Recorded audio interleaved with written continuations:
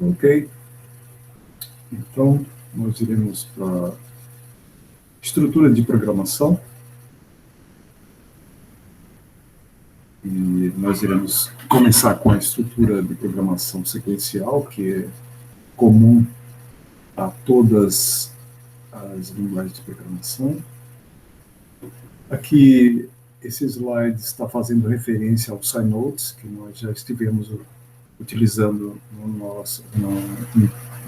em gráficos bidimensionais. Nós executamos aqueles programas utilizando essa janela, né, porque é mais uma janela que vai se abrir no Scilab, né, essa janelinha aqui, que aparece nesse cantinho aqui, uma notinha em um lápis, né. Então, quando a gente clica ali, ele abre a janela do SciNotes, onde nós podemos fazer as programações e gravarmos em uma pasta específica. Nós já fizemos isso na aula passada e vamos continuar também. Então, basicamente, assim, as principais estruturas de programação para qualquer linguagem de programação pode ser alguns livros fazem esse tipo de diferenciação, né? Estruturas sequenciais, que é justamente os comandos que são sequenciais mesmo. A programação, ela executa uma linha, depois ela executa a próxima linha, a linha seguinte e assim por diante. Então, todo programa contém linhas sequenciais. E também veremos depois, né, sobre estrutura de seleção ou decisão. Então, são estruturas que, dependendo dos cálculos, né, do que estiver acontecendo com as variáveis, ali, os cálculos que estarão sendo feitos, pode ser tomada uma decisão ou outra, né? Então, são estruturas de seleção. Então, vai tomar um caminho ou outro. Não, quase sempre, né, são uma tomada de decisão, que pode ser verdadeira ou falsa. Se é verdadeiro, ele faz algo, se é falso, faz outro. Então, isso é a estrutura de seleção. E também temos a estrutura de repetição. São estruturas que fazem com que o laço fique repetindo a mesma sequência de comandos por um determinado número de vezes, né? E quando é falso, por exemplo, né, ele sai fora desse laço. Então, existe essa estrutura chamada de repetição.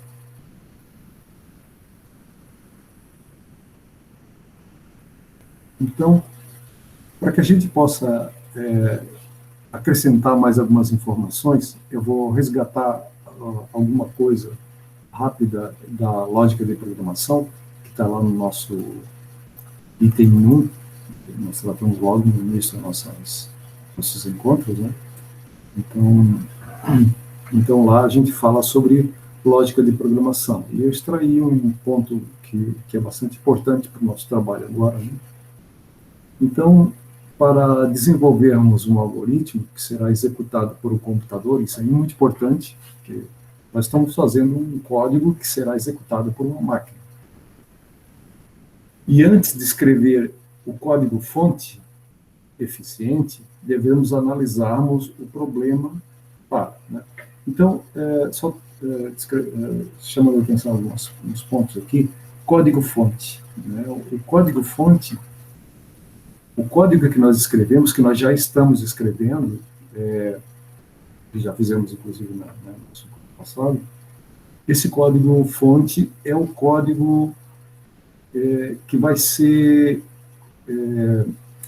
o que se chama de código-fonte é um código que nós vamos usar palavras específicas de uma determinada linguagem de programação.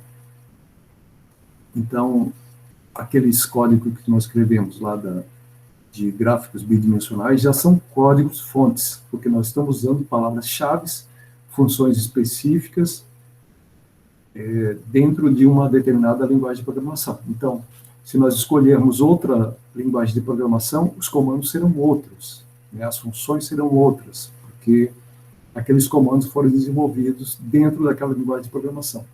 Então, quando nós escrevemos um código que pode ser executado por um compilador ou pelo interpretador, como é o caso do Scilab, né? Depois eu posso Acho que eu já falei alguma coisa sobre isso, mas, de qualquer forma, é a máquina que está por detrás do que a gente está fazendo, né? Então, esse código-fonte, ele vai depois seguir um caminho, né? A máquina vai, por exemplo, sei lá, ele tem um interpretador, então ele lê o código-fonte, que é aquilo que nós escrevemos, né? Que nós vamos escrever, e depois vai traduzir aquilo para uma linguagem de máquina, que é zeros e uns, porque o computador só entende linguagem binária. Então, o código-fonte é uma linguagem intermediária, né? Nós estamos utilizando algumas sintaxes específicas daquela linguagem para que o interpretador ou compilador possa depois traduzir corretamente em linguagem binária. Então, por isso que eu estou falando essa palavra, que é bastante importante. Vocês, se estiverem estudando outra linguagem de programação, vocês vão ouvir essa palavra, chamada código-fonte. Então, antes de fazermos esse código-fonte, que, aliás, é a última coisa que nós vamos fazer, nós precisamos extrair alguns pontos básicos do problema, né? Porque quando nós escrevemos um código-fonte dentro de uma linguagem de programação, nós estamos tentando resolver um problema. Ou seja, nós estamos tentando estruturar uma linguagem, né, uma sequência lógica, para que possa ser executado pelo computador e possa também resolver os problemas, aquele problema específico, né, ou um grupo de problemas. Então, a primeira coisa que nós precisamos extrair do problema em si, do problema real que nós queremos resolvê-lo por computador, é justamente entrada de dados, né?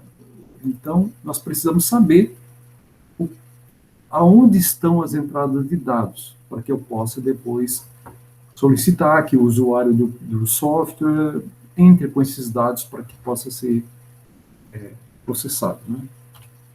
Porque o próximo passo é justamente o processamento, né? Qual o processamento? Ou seja, o que é que o programa vai realizar? Então, primeiro os dados, né? Precisa haver entrada de dados e, em seguida, o processamento.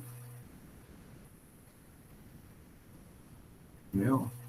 E depois as saídas, né? Porque se nós entramos com os dados, realizamos um processamento, ele é sempre com o objetivo de obter, de fornecer alguma informação para o usuário. Então, são as saídas. Tudo isso aqui está onde? Dentro do problema que nos foi apresentado.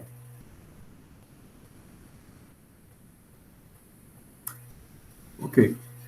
Então, depois que nós temos esses dados básicos, dados básicos aqui que eu coloquei no item 1, né, que é entrada de dados, processamento e saída, nós precisamos escrevê-lo numa forma que a gente costuma chamar, que os livros costumam chamar de pseudocódigo.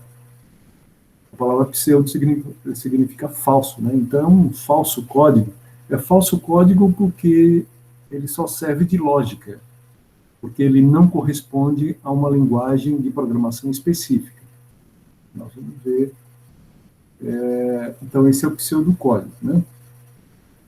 Então, aqui, ó, é uma estrutura próxima ao código-fonte, né? Vai ter algumas condições básicas que depois nós vamos fazer referência, porém é escrito em linguagem natural, a linguagem que a gente está falando, né, em português, porque as linguagens de programação não são escritas em português, são escritas em inglês. Mas nós, esse código, esse pseudocódigo, ele vai ser escrito com a linguagem nossa, né?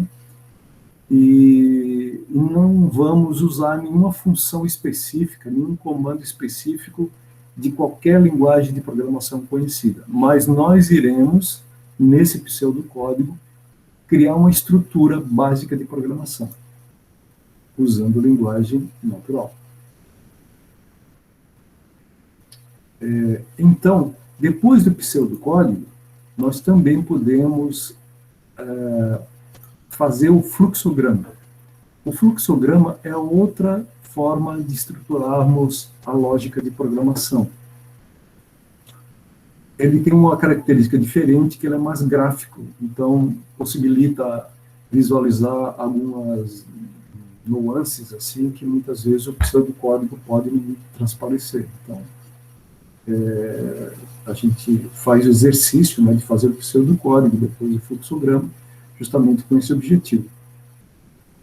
E os dois têm relação direta, né, ou seja, eu vou comparar aqui para vocês, mostrar o pseudocódigo e também mostrar o fluxograma, eles têm uma relação direta entre si. E por último, aí sim, nós vamos escolher uma linguagem específica, que no caso nosso é o Scilab, né? E aí vamos escrever o código-fonte. Tá bom. Então agora nós vamos ver essa estrutura sequencial, fazendo tudo isso, identificando onde estão as entradas, né, do problema, qual o processamento que será necessário e quais são as saídas que estão sendo solicitadas no problema, né? Então vamos fazer isso aí, mais dentro de uma estrutura sequencial. Também vamos aí depois fazer o pseudocódigo, aí vai transparecer essa sequência, né? Vamos também fazer o fluxograma, né, que vai também confirmar isso. E por último, aí sim, nós vamos escolher as linguagens de programação do Scilab para escrever o código-fonte. Então, basicamente, o algoritmo em pseudocódigo, ele tem uma coisa parecida com isso aqui, ó. Ou seja, ele vai ter um início e vai ter um fim, né? Vocês podem perceber aqui que eu coloquei aqui a programação com o que a gente chama de indentamento. Indentamento é esse deslocamento que a gente faz, as linguagens de programação prevêem isso, né, que é através do tab. O tab do teclado desloca a margem, né, e isso aí, a princípio, tem uma função assim mais de legibilidade, né? A gente consegue visualizar melhor aonde é que estão os blocos da programação. Então, quando se faz o pseudocódigo, que é o falso código, ou seja, é um código próximo ao código-fonte, mas utilizando linguagem natural, depois do início, né, tem a chamada declaração das variáveis. Normalmente, as linguagens de programação precisam declarar as variáveis, o tipo, inicialização, né? Elas precisam ser declaradas antes de serem utilizadas. Então, quase sempre elas são declaradas logo no início, mas também existe a possibilidade de ser declarada antes de serem utilizadas. Assim, de maneira geral, né? Bem, depois que a gente declara as variáveis, que significa o tipo ou a inicialização dela, né, porque ela pode começar com 0 ou qualquer outro número, então vai começar as ações, as execuções das tarefas, né, que estão previstas aqui na programação. Então ele pode ser códigos imensos, né, pode ser algumas dezenas de linhas, centenas ou milhares de linhas, né, esse código. Código de programação bastante longo. E, por último, o fim. Só fazendo uma rápida referência sobre o início e o fim, por que é colocado um início e um fim? Pelo seguinte, porque, dependendo da linguagem de programação, ele vai ter o que se chama de comandos me fugiu o nome agora, pré-processamento, né? São comandos de pré-processamento que algumas vezes ele precisa chamar da biblioteca algumas funções específicas. O Scilab em particular, como eu já falei para vocês, é uma linguagem que foi desenvolvida para ser prática, né? Porque o engenheiro, ele quer resolver um problema, ele não quer fazer um programinha bonitinho com interface gráfica e fazer uma coisa assim para ser, né? Ele quer fazer um negócio para ele resolver o problema o mais rápido possível, de forma mais eficiente. Pelo menos o Scilab foi desenvolvido assim com uma lógica desse tipo, né? Então, esse início, quase sempre aqui no Scilab, não faz muita diferença. Vocês vão perceber que, basicamente, o início é a chamada do programa. Quando a gente clica, é a execução do programa. Então, ele vai ser carregado na memória do computador e depois ser executado, né? Então, esse é o início. E o fim sempre é necessário, por quê? Porque se o programa ficar carregado na memória do computador, ele vai ficar ocupando espaço na memória do computador e, portanto, ocupando um espaço que poderia ser usado por um programa que nós estivéssemos executando naquele momento. Então, quase sempre, um programa desse tipo, ou os programas deveriam ser desse tipo, né, iniciar quando se inicia a execução dele, e quando ele termina de fazer o trabalho que ele tem para fazer, ele vai sair da memória. É claro que existe uma série de programas que a gente mantém eles muito tempo na memória do computador, como, por exemplo, um navegador, né? Ele precisa ser mantido ali, ele não pode ser... Quando é que termina? Termina quando eu não quiser mais usá-lo, né? Um editor de texto, por exemplo, né? A gente precisa gravar o que a gente fez para depois fechá-lo, e não, né? Não existe assim um término da operação dele. Mas existem muitos dos programas são esse mesmo, eles são chamados, executam uma tarefa e depois saem da memória para desocupar a memória do computador. Então aqui nós temos um primeiro exemplo, vamos explicar esses conceitos, começando falando de exemplo. Então aqui nesse exemplo, é exatamente o problema, né? Aqui é o problema que nós vamos justamente resolvê-lo, né? Através de programação. Então, o problema aqui é assim: construa um algoritmo que calcule a média aritmética entre 4 notas bimestrais quaisquer fornecida pelo usuário. Então, esse aqui é o problema que foi apresentado. Então, nós temos que extrair aqueles pontos básicos, as entradas, o processamento e a saída. Então, aqui, nós já podemos identificar facilmente quais são as entradas, que são, ele fala em 4 notas, né? Então, seria alguma coisa desse tipo. Mas observem o detalhe, né? Porque nós já estamos escrevendo, nós estamos identificando esses pontos pensando no pseudocódigo. Por quê? Porque se alguém vai entrar com 4 notas, essas notas, a princípio, vão ser armazenadas temporariamente no computador, na memória do computador. Então, por isso que nós estamos dando...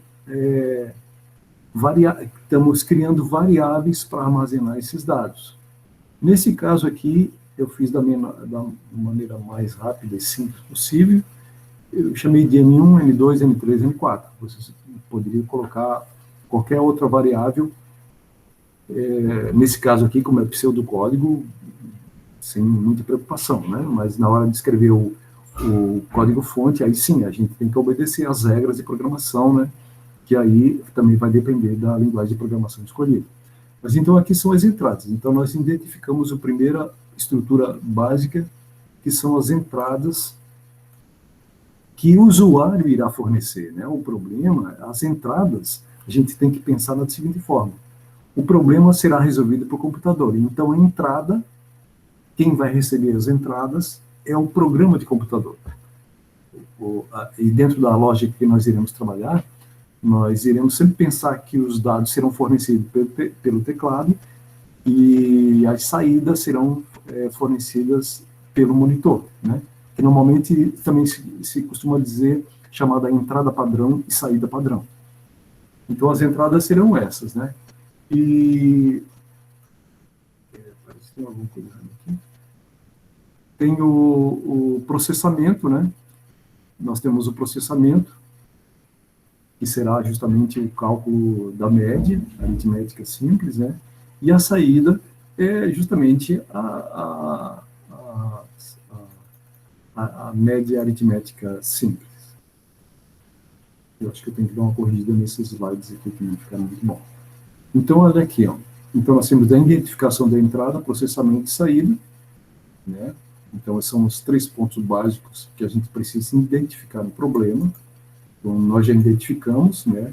Então, que serão 4 notas, o processamento vai ser uma média aritmética e a saída é a impressão dessa média. E depois nós vamos escrever um pseudocódigo, que é a estrutura lógica do programa. E depois também vamos criamos o fluxograma para mostrar essa relação, para mostrar como é que tipo de facilidades o fluxograma apresenta, né? Tá? Para, por último, no caso, fazermos o código-fonte. Então, aqui estão os três pontos básicos novamente: entrada de dados, processamento e saída. São os 3 pontos que precisam ser identificados, que nós já identificamos, né? Então, a entrada de dados são essas notas, né, que nós vamos ter que identificá-las através de variáveis, como já mostramos ali, né? O processamento é calcular a média, nesse caso, é simplesmente a média aritmética simples, e a saída de dados é mostrar o resultado, que no caso, né, vai ser impressão da média na tela. Ok. Então, vamos ver como é que vai ficar esse pseudocódigo. Aqui é só reforçando isso aí, né? Pseudocódigo é um algoritmo escrito ainda em linguagem natural, porém mais próximo do código que será executado pelo computador. Também é uma lógica que poderá ser convertida para qualquer linguagem de programação. Exatamente, o pseudocódigo é uma estrutura lógica. Então, nós podemos escrever um programa a partir desse pseudocódigo para qualquer linguagem de programação. Porque o que é importante é justamente a estrutura lógica, que a gente possa, posteriormente, escolher os comandos específicos daquela linguagem de programação escolhida. Então, essa lógica de programação, como a gente já tinha visto ali anteriormente, tem um início e também um fim, e tem a definição dessas variáveis. Por que é importante definir as variáveis? Porque o programa vai ter que ler essas variáveis, né? Observe, o programa vai ler, ou seja, o usuário vai fornecer os dados, e o programa, nós estamos olhando sobre o ponto de vista do programa, o programa lê essas informações que estão sendo fornecidas na entrada padrão, que no caso é o teclado. Então ele vai ter que ler todos esses dados aqui que serão fornecidos pelo usuário. Observe que nós não estamos preocupados como é que o computador vai informar isso para o usuário, né? Ele vai ter que dar uma informação, digite tal, isso e aquilo, né? Isso aí é outra história, né? O que nós estamos aqui é identificando os pontos básicos que depois serão desenvolvidos dentro do código-fonte. Mas aqui é só a estrutura básica, né? O pseudocódigo mais bem básico, né? Não há necessidade de acrescentar outros detalhes, porque para que a gente tenha o núcleo, a estrutura, né? O esqueleto básico assim da programação, que depois pode ser desenvolvido em qualquer outra linguagem específica. Então, basicamente, observe que depois desse início, nós temos que definir o tipo e o nome das variáveis. Então, nesse caso aqui, nós estamos definindo o tipo como real e estamos definindo 4 variáveis. Os variáveis servem para armazenar o conteúdo na memória. Inclusive, tem um MA aqui, né, que, no caso aqui, eu coloquei aqui como a média aritmética. Então, tem que criar também uma variável. Por quê? Porque no momento em que o programa faz o cálculo, ele tem que colocar esse resultado também em uma variável. Então, depois que esses espaços já estão definidos, esses espaços vão ficar reservados na memória do computador, certo? Então, quando nós executarmos o programa, esse espaço vai ter que ser reservado lá na memória do computador. Depois, né, numa linha seguinte, observem que é sequencial, né, por isso estrutura sequencial, ele vai ler esses dados. Vai ser fornecido pelo usuário. Então, o programa lê as informações fornecidas pelo usuário. Uma vez que ele já tenha na memória do computador esses dados, ele pode realizar o processamento. Isso aqui é o processamento. É o cálculo, né, de uma média aritmética, que já tem que estar definido no código-fonte, já está escrito no código-fonte, ele está aqui ainda no pseudocódigo, e depois ele vai colocar esse conteúdo naquele espaço de memória reservado já anteriormente, porque nós definimos os tipos aqui na linha anterior. Então, observe que tem uma setinha indicando que essa média está sendo armazenada na memória que nós estamos chamando de MA. Então, isso aqui é toda uma simbologia de lógica combinacional, de lógica de programação, né? Então, uma setinha para isso. E depois, por último, se ele já calculou, já colocou o resultado nessa variável, o programa pode escrever esse resultado. E uma vez escrito o resultado, ele deve terminar.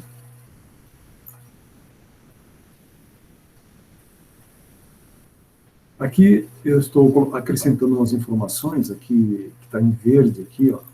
Observe que tem duas barrinhas ali no início, né? Essas duas barrinhas são chamadas de comentários. Então, os comentários são escritos de tal forma a orientar o programador, né, ou qualquer pessoa que leia o código posteriormente, ou também para que o próprio programador recorde, ou que fique mais claro para ele também o que ele está escrevendo. Então, existem comentários. Então, comentários devem ser colocados ao longo do programa, para que a gente recorde, saiba o que está acontecendo, e outra pessoa que leia também sabe o que está acontecendo. Então, vocês podem ver que isso aí são assim, apenas instrumentos, né, para auxiliar o entendimento de quem está lendo o programa, o código-fonte, ou nesse caso aqui, o pseudocódigo. Aqui, ó, então, ali nós identificamos o início e o fim, né? Então, início, o programa é carregado na memória do computador. No fim, o programa é apagado da memória do computador, desocupando memória. Depois, essa segunda linha aqui está dizendo aqui, ó, declaração das variáveis e seus tipos, né? As variáveis são esses nomes aqui, né? Que depois o próprio sistema operacional se encarrega de definir a posição que eles estão na memória do computador. Para o ser humano, basta ter, no caso, para a nossa lógica de raciocínio, né? Nós precisamos ter um nome, e o computador faz essa relação com uma posição física na memória do computador, mas para nós isso não interessa. Depois aqui, que eu coloquei aqui, ó, o tipo da variável informa ao computador quanto de espaço será ocupado na memória do computador. Sim, porque normalmente o espaço dos números reais é o dobro dos números inteiros e também dos caracteres. Então, nós temos vários tipos que podem ser necessários no programa, né? Pode ser lógico, né, que aí é verdadeiro e falso, 0 e 1, pode ser real, pode ser né, caractere, string, tem um monte de tipos assim, né, que pode ser utilizado. O nome das variáveis serve para que o computador possa armazenar e depois recuperar os dados armazenados em sua memória. Então, os nomes são isso aqui, né? M1, M2, né? MA, são os nomes das variáveis onde serão armazenadas as informações. Essa terceira linha aqui é quando o programa lê os dados da entrada padrão, que nós falamos, como já disse, as entradas sempre serão através do teclado, que é a entrada padrão, e a saída sempre será pelo monitor, que é a saída padrão.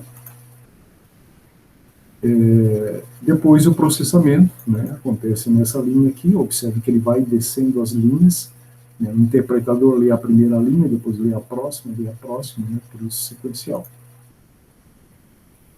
E por último, o programa escreve o resultado, no caso, na saída padrão. E depois termina. Né?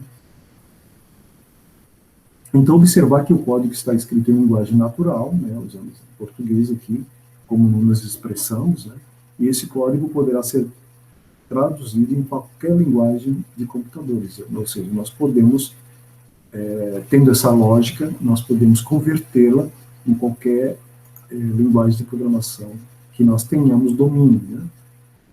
Né? Aqui ao lado, né, é o mesmo código, agora em fluxograma.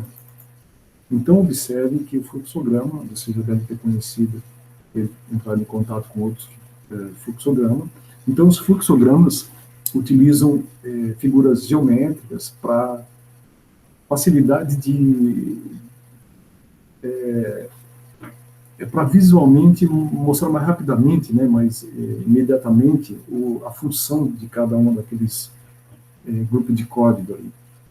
Então, normalmente, esse tipo de código tem que ser negociado com o grupo que está trabalhando, a equipe de trabalho, né? Normalmente existe simbologias típicas de determinados grupos de trabalho. Então, aqui eu escolhi algumas, que não são todas, mas eu escolhi o mínimo de figuras possíveis, justamente para não sobrecarregar vocês, né? Então, mas usando, claro, uma simbologia mais ou menos padrão dentro da área de programação. Mas, com certeza, vocês vão encontrar outras formas e outras maneiras de se representar, tá? Mas aqui o objetivo é mostrar que existe um pseudocódigo, um fluxograma, né, e um código-fonte para escrever os códigos. Então, nesse caso aqui, eu também coloquei aqui o início e o fim tem uma mesma representação, ou seja, essa figura geométrica aqui. Depois, a definição do tipo e nome das variáveis, foi usado não sei se é losango, sei lá, figura geométrica aqui. Então, observe, aqui no caso está o tipo e o nome das variáveis, né? Então, definição das variáveis. Aqui, esse símbolo aqui, é entrada de dados e também usei o mesmo para saída de dados. Então, entrada e saída, estou usando o mesmo tipo. E o processamento é esse retângulo, né? Então, tem uma correspondência, eu não sei se eu fiz aqui, ó, aqui tem uma correspondência direta, né, do pseudocódigo e do fluxograma. Então, observe aqui o início, nós temos o início e a definição do tipo e nome de variáveis, a entrada de dados, no caso, o programa lê, né, entrada de dados, aqui processamento, aqui saída de dados, ou quando o programa escreve. Aqui ao lado já tem, ao lado já tem o código-fonte, né? Então, observe que tem vários comentários, né? Aqui, ó, nos comentários eu escrevi o seguinte, né, // justamente porque é um comentário, o início do Scilab é quando executamos o programa. Tá? Então, o início aqui, esse parte inicial, né? Também não precisamos definir antecipadamente as variáveis. Uma das vantagens do Scilab é que não há necessidade da gente colocar em linhas anteriores, né, tipo e nome da variável. Quase sempre, né, assim, por padrão, o Scilab considera todas as variáveis como sendo, até existe a possibilidade de ser uma matriz, né, de várias linhas e várias colunas. Embora a gente, normalmente, até agora, né, a gente tenha utilizado as variáveis como número real apenas, mas ela pode ser uma matriz também. Então, aqui nesse caso, ó, aqui nós estamos definindo os tipos tipo e nome, né? Mas essa linha, as primeiras linhas de código aqui, já são com entrada de dados aqui, ó. Tá vendo aqui, ó? Então, o Scilab, por simplicidade, por questão de facilitar o programador, aqui nós já estamos definindo o tipo, o nome, e já está a entrada de dados aqui. Então, nós estamos já, basicamente, reunindo esses 2 ou 3 aqui, blocos aqui, nesse início. Então, ele tem essa facilidade. Então, nós não precisamos definir o tipo, porque o Scilab já considera que pode entrar até uma matriz ali de números reais ali. Então, não tem problema. Então, e aí nós estamos usando um comando bem específico aqui, ó, input. Input já é a entrada de dados, mas numa linguagem específica, né, que é a do Scilab. Se nós estivéssemos utilizando Java, já seria diferente, né, qualquer outra linguagem, Python, já seria diferente, né. Então, aqui nós estamos já definindo, quando a gente está definindo aqui e faz a entrada do input, nós já estamos entrando com os dados aqui. Depois, aqui nessa posição, depois eu vou entrar em mais detalhes, tá? Nessa outra linha aqui já é o processamento, que corresponderia a esse retângulo aqui, ó. Já tem o processamento e o resultado é colocado no MA. Observe que agora tem um sinal de igual ali, como ali em cima também tem, né? O sinal de igual, nessa linguagem de programação, é chamado de operador de atribuição. Aqui nós estamos usando na lógica como uma setinha, né, para indicar esse cálculo que será colocado nessa variável. Nesse caso aqui, nós estamos utilizando o operador de atribuição, que é o sinal de igual. E depois, por último, aqui, ó, é a saída, né?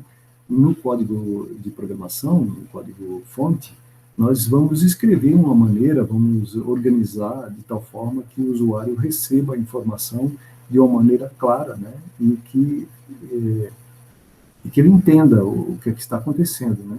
Então tem que ter informações. Então essas informações estão sendo dadas simplesmente para que a pessoa entenda o que está acontecendo. Então aqui tem um outro exercício que é, nós vamos continuar, vamos reforçando essas informações ao longo das páginas aqui, né? Eu construo um algoritmo que tendo como dados de entrada 2 pontos quaisquer de um plano, imprima a distância entre eles, né? Então a gente sabe qual seria a equação disso, né? Porque se temos 2 pontos, né, nós temos que calcular os eixos x, eixo y, né, e definir quem é a hipotenusa. Então, né, usamos a equação aqui, eu não sei se vocês, acho que já conhecem esse tipo de equação, né? É basicamente o teorema de Pitágoras, né? Então, construa um algoritmo que tendo como os dados entrada de 2 pontos quaisquer no plano, imprima a distância entre eles, né? Depois mostre quais são as entradas, processamento e saída, né? Pseudocódigo, fluxograma, escreva o código encerrado. Então, isso aqui basicamente é o que está sendo pedido, é o problema que está sendo apresentado a vocês, né? Então, aqui já tem outro, aqui, ó. Faça um algoritmo para calcular o volume de uma esfera de raio R, em que o raio é fornecido pelo usuário. Então, a gente sabe qual é a equação de uma esfera, né, de raio R. Então, aqui o processamento vai ser essa parte aqui, né? A entrada de dados vai ser o raio, né, que vai ter que ser fornecido. E a saída seria o quê? Seria o volume, né? Deixa eu ver aqui. Aqui tem um outro probleminha que eu acho que depois está resolvido alguma coisa aqui. Depois a gente vai ver. Aqui um outro probleminha um pouquinho mais complexo, que eu até já fiz isso aqui, assim, e ele, a gente fornece o preço da quantidade da lata de tinta, diz quantos litros de tinta tem a lata, quanto metros quadrados cada litro pinta, aí fornecemos os dados da altura de cilindro, se esse cilindro vai ser pintado só por fora, que tamanho é esse cilindro, será que é um tanque de combustível? Então o fundo não pode ser pintado, só pode ser pintado a parte de fora, o teto. Então tem que ser fornecido naturalmente esses dados para que a pessoa possa fazer um programa correto, né, que possa realmente executar aquela tarefa. Então, e aqui no caso saída está pedindo custo e quantidade de latas, né? Vamos ver aqui, mas essa outra aqui. Tá. Então aqui eu acho que aqui está apresentado a resolução desse problema da pintura do cilindro, né? Então, as informações que nós temos aqui, né, nós vamos precisar de informações para saber como é que é esse cilindro. Então, aqui, observe que tudo que eu vou falar agora tem a ver com a gente entender o problema para depois definir as variáveis, né, ou seja, o que é que ele vai de entrada, qual será o processamento e qual será a saída. Então, quando a gente tem diante de um problema, tem que sempre se raciocinar dessa forma. Verificar quais os dados que serão necessários para a entrada dos dados, para fazer o processamento, se eu tenho a equação para fazer todos os cálculos, e como é que eu vou, o que é que eu vou apresentar como saída. Então, todas essas informações precisam ser ficar claro, para que a gente possa escrever o pseudocódigo e, posteriormente, escrevermos o código-fonte. Então, aqui eu comecei a descrever, a princípio, o que poderia ser a entrada de dados, né? Então, precisaríamos do raio, a altura do cilindro, precisaríamos calcular a área do cilindro a ser pintado, né? Como disse, sei lá, é só por dentro, por fora, cima, embaixo, né? Só fui discriminando, assim, para saber o que precisaria fazer. Calcular a quantidade de litros de tinta que precisaria para pintar toda aquela área, né, considerando essas características da própria tinta, de quantos litros pinta quantos metros quadrados, e assim por diante, né? E também definir a quantidade de latas, e depois, por último, apresentar o resultado, né, que é justamente o que a pessoa precisa saber, vai usar esse programa para quê? Para saber quantas latas de tinta ele vai precisar comprar, né? E também o preço total, né? Então, aqui tem um pseudocódigo, baseado naquela lógica ali que eu descrevi, e que vai depender do que é que eu quero pintar, naturalmente, né? Então, aí eu escrevi esse pseudocódigo aqui, novamente. Pseudocódigo tem início e fim, né? Tem um indentamento aqui, que é a primeira linha, embora, como a gente já viu, o Sarado não exige exatamente essa forma, mas o pseudocódigo sempre é escrito de forma genérica para ser utilizado em qualquer linguagem de programação. Então, por isso que nós vamos escrever, né, dessa forma. Então, aqui estamos definindo o quê? O tipo, né, nós estamos definindo como número real, porque vamos supor que essas variáveis aí possam ter vírgula, né, podia ser uma fração da unidade, então a necessidade que seja real.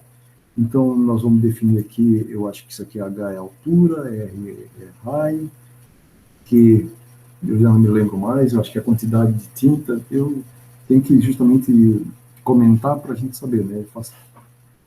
Eu acho que Q é a quantidade de tinta, A é a área, L é o litro, custo seria custo, né? Aqui nós estamos definindo o nome das variáveis. Quase sempre, uma letra somente acaba tendo dificuldade, né? Porque agora, por exemplo, eu não lembro mais se Q é a quantidade de tinta, não sei. Então, por isso que letras, é muito bom utilizar variáveis letra quando a gente está fazendo só uma demonstração simples e que não há necessidade de a gente recordar ao longo do programa do que a gente está fazendo referência. Então, por isso que é interessante escrever uma palavra, né, para que a gente possa saber o que a gente está falando. Então, depois ele vai ter que ler. Ó. Quando ele diz ler, significa que o programa vai solicitar do usuário aquela informação. Então, aqui, HAR, né? Possivelmente, aqui, embora não tenha deixado claro, né? Eu estou falando da altura, né? E do raio do cilindro. Depois, aqui está sendo feito o cálculo. πr ao quadrado, o que é? É a área de um círculo, né? Círculo. Né? E, então, aqui tem uma área só, e depois o RH, né? A altura vezes raio vezes altura, então nós estamos falando já do cilindro, né? 2πr quadrado, 2πr, né? 2πr. Então, aqui, pelo jeito, eu estou considerando a área externa do cilindro e a tampa do cilindro, né? Então, como eu disse, é importante sabermos exatamente o que está sendo pedido do problema para que a gente possa interpretá-lo corretamente. Depois aqui, supondo-se que cada litro pinte 3 metros quadrados, né? Então a gente pode fazer algum cálculo desse tipo. Assim, por exemplo, uma vez que a gente já tem a área total, a gente pode pegar a área total dividido por 3, porque aí eu tenho condições de saber quantos litros serão necessários, né? Supondo que cada litro pinte 3 metros quadrados, né? Então, já está definido, a gente já está definindo isso aqui. E depois, supondo que cada lata de tinta tenha 5 litros, né? a gente pode usar esses litros que foram calculados aqui anteriormente e definir, né, quantas latas de tinta serão necessárias. Então, observe que é um cálculo, é uma sequência de dados, né, de processamentos que precisam ser realizados. Por isso é a estrutura sequencial. Tá? E, naturalmente, depois que eu tenho a quantidade, eu posso usar o preço aqui, né, sei lá, multiplicar e dizer qual é o custo. E depois informar que o que o usuário precisa saber. O quê? Ele precisa saber quantas latas vai comprar e qual é o custo também, né? Então, aparentemente, assim, de uma maneira meio rápida e meio geral, eu quis aqui mostrar dessa maneira como é que se faz um pseudocódigo, né? Usando linguagem natural, usando a lógica daquele raciocínio que a gente tinha feito anteriormente, que era justamente definir o que é que seria entrada, qual seria o processamento e qual seria a saída. Então, em cima desses pontos específicos, a gente descreve uma lógica de programação. Aqui está a mesma lógica agora escrita em fluxograma. Né? O fluxograma aqui não vai, assim, aparentemente, acrescentar nada. Vocês vão perceber posteriormente, quando houver tomada de decisão e repetição, que vocês vão entender um pouco melhor a importância do fluxograma, tá? Mas aqui é exatamente a mesma descrição que a gente fez ali, ele está agora escrito em forma de blocos, né? Ok? E aqui está o código. Então, nós temos o código aqui, ó.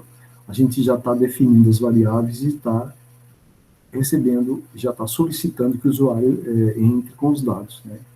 Isso aqui, a função input é uma função específica da linguagem de programação. Então, isso aqui já é o quê? O código-fonte. Né? O código-fonte é aquele código que já será interpretado pelo interpretador do programa, nesse caso, o Scilab. Já está o código, né? Aqui era só o pseudocódigo, né? Poderia ser feito em qualquer linguagem. Aqui já estamos ajustando aquele pseudocódigo a uma linguagem de programação específica, que no caso é o Scilab. Aqui tem um outro exemplo, que seria aquela... Isso aqui, vamos escrever aqui... a equação de segundo grau, né? As raízes da equação de segundo grau. Então, construo um algoritmo para calcular as raízes de uma equação de segundo grau, né? Aquele formato que a gente conhece, sendo que os valores ABC são fornecidos pelo usuário. Considera que a equação possui duas raízes reais. Então, aqui, calcular um polinômio, né, que a gente viu, polinômio, usando as funções poly e roots, né, que a gente viu lá, naquela polinômio, e para calcular as raízes. Né? Então, aqui, calcular um polinômio interior usando a função poly e roots. Tá. Aqui eu só entrei com detalhes aqui nessa programação aqui das tintas, né? Acho que foi basicamente aqui, mas já vimos um outro caso ali. Mas então a intenção é a gente também, claro, resolver junto com vocês essas atividades, né? Mas é importante entender bem isso aí, né? Da lógica de programação, extrair o pseudocódigo, né, com aqueles dados que a gente identifica no próprio problema, e com essa estrutura aqui, né, de início e fim, inicialmente definindo o tipo, né, e o nome das variáveis, entrada de dados, então nós vamos usar essa palavra ler, justamente porque o programa vai ler, certo? Depois o processamento, que pode ser vários, né? Nós podemos até, aí vai depender da complexidade do programa, né? E depois a escrever, né? Observe esses dois pontos básicos. Normalmente ele lê aqui no início, depois da definição de variáveis, e depois ele vai escrever na saída, antes de terminar. Então, um programa com estrutura sequencial, né, de maneira simples, tem segue essa lógica como a gente descreveu aqui esse programa, né? O fluxograma é uma outra maneira de representar o mesmo pseudocódigo, só que agora com representações gráficas. E isso, para quem trabalha com fluxograma, ele olha para a figura e já sabe qual é a função dela, né? Então, por isso é a grande vantagem. E também, quando tem uma sequência mais complexa, já pode facilitar, né? Um laço de repetição, como a gente vai ver depois, isso vai ficar mais claro, né? Então, hoje eu não pedi para vocês fazerem o código, a gente ainda tem tempo, né? Nós estamos com 1 hora de trabalho, a gente pode, se vocês tiverem condições, a gente pode executar isso aqui no Scilab, tá? E se vocês tiver, algum de vocês quiser ir abrir o Scilab, a gente pode executar e ver se tem alguma dúvida aí, ou podemos até modificar rapidamente um problema disso aí, ou quem sabe até fazer um desses outros aqui que a gente ainda não fez, né, que está sendo proposto aqui. Por exemplo, aqui, ó, isso do volume da esfera, a gente poderia fazer. Se vocês quiserem, a gente pode fazer rapidamente aqui. Alguém se dispõe a abrir o salário para a gente fazer isso aqui? Ou... Ó, professor, eu tô sem computador, tô assistindo a aula pelo celular. Para mim não dá, não. Mas a CPU tá chegando aí. Bom, então, se vocês não quiserem, vocês até podem. Hoje eu vou dar. Tem umas tarefas lá de vetor e matriz, tá, que eu vou passar para vocês na semana que vem. E em algum momento eu vou pedir isso aqui para vocês, vocês podem tentar fazer. E aí a gente pode. Eu posso. Deixa eu ver. A gente pode criar um outro momento para a gente fazer esse exercício aqui. Seria importante fazer um exercício aqui, um desse aqui rápido aqui, ó. Alguém não se dispõe a fazer isso aqui? Para eu ajudo. Vocês vão fazendo, eu vou auxiliando. Nós vamos seguir toda aquela estrutura ali de lógica que nós vimos. Você já fica com isso aqui pronto. É bem rápido isso aqui também, bem simples. Alguém quer fazer?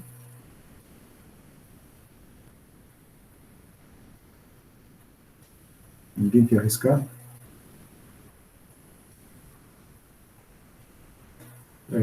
Como eu disse para vocês, nós já temos 1 hora aí, né? Que normalmente se recomenda 1 hora, mas se vocês quiserem continuar, a gente pode continuar. Alguém se habilita? Eu vou para a gravação. Se alguém quiser